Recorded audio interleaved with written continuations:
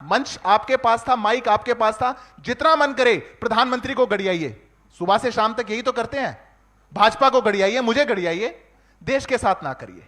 अभी बात कही भाई साहब ने, अभी उन्होंने बोला कि हमारे देश में बात ऐसी कहिए जो खराब ना लगे। बहुत अच्छी बात है, काम भी ऐसा करना चाहिए जो खराब ना लगे। सिर्फ बात से थोड़ी बात बनेगी।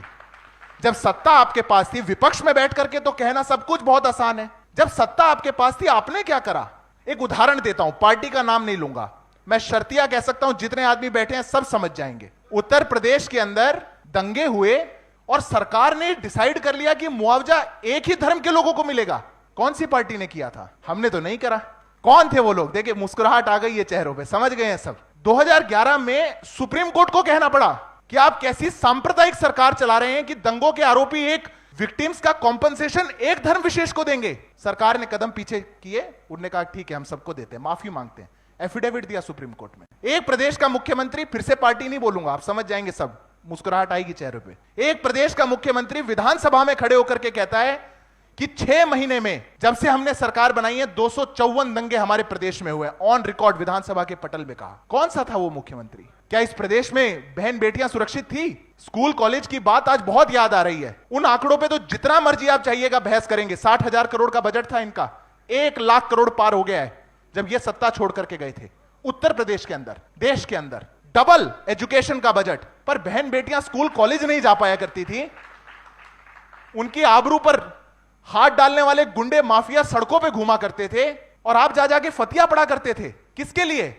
ऐसा सूडो सेक्युलरिज्म नहीं चाहिए हमको। एक भारत सरकार की नीति बताइए जिसने धर्म के आधार पर किसी को भी डिस्क्रिमिनेट किया हो। एक नीति 10 साल में।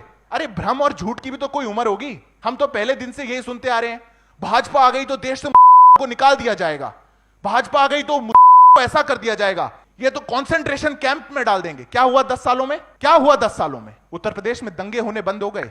गरीब हिंदू वो आज चैन के साथ अपनी जिंदगी को जी रहा है। जब देश के अंदर सब समान विकास की बात हुई, बहुत लोगों को कठिनाई हुई।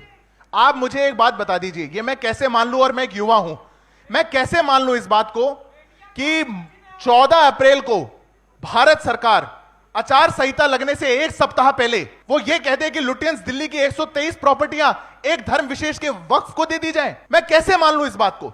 कहां लिखा है संविधान के अंदर कि कोई सरकार ऐसा कर सकती है? अपीसमेंट की भी तो कोई लिमिट होगी, कोई तुष्टीकरण की भी तो लिमिट होगी, कोई तो बात होगी।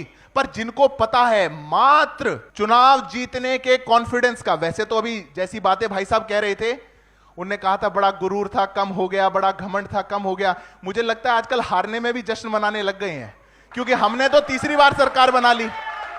हमने तीसरी बार सरकार बना के इस देश में इतिहास रच दिया। 50 साल बाद ऐसा हुआ कि एक प्रधानमंत्री ने तीसरी बार अपनी शपथ ली। पहली बार ऐसा हो रहा है कि उत्तर प्रदेश में एक मुख्यमंत्री 10 साल लगातार पूरे करने जा रहा है, पर इनकी दुनिया कहीं और चलती है, क्योंकि कॉन्फिडेंस कहीं और है।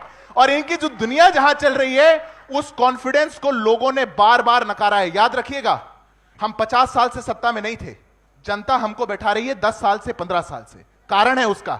ऐसा क्यों है कि पिछले 10 सालों के अंदर कांग्रेस के हमारे साथी बैठे हैं, 10 सालों के अंदर कांग्रेस पार्टी की एक सरकार किसी एक प्रदेश में रिपीट नहीं हुई। क्यों होता है ऐसा? और भाजपा जहां जाती है बार बार रिपीट होती है।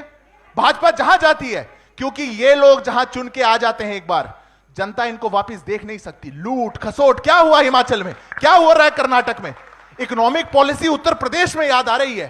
कर्नाटक के अंदर बेंगलुरु की सड़कें साफ होनी बंद हो गई। निगम ने कह दिया पैसा नहीं है, कह करके आए थे कि फ्री सबको बस सेवा देंगे, महिलाओं को सारे बस के प्राइस बढ़ा दिए। सरकार बनते ही 1 साल के अंदर 1200 किसानों ने दी। पर विपक्ष में अच्छी अच्छी बातें हैं, क्योंकि सत्ता आते ही तो सब कुछ लूट खाएंगे, ले जाएंगे, अपना घर भर लेंगे, किसी को नहीं देखेंगे।